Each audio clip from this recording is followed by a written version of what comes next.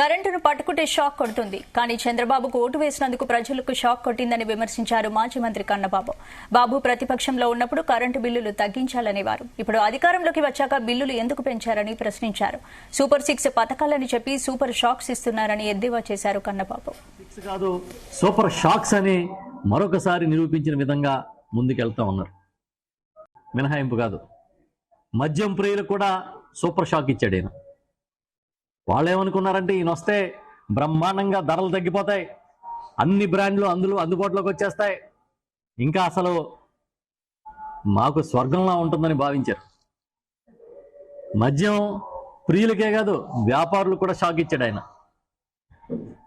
ఎవడు ముట్టుకుంటే వాడికి షాక్ తగులుతుంది, ఎవరు నమ్మితే వాళ్ళకి షాక్ తగులుతుంది చంద్రబాబు నాయుడు గారిని. ఆ విధంగా పరిపాలన కొనసాగుతున్న పరిస్థితులు ఉన్నాయి.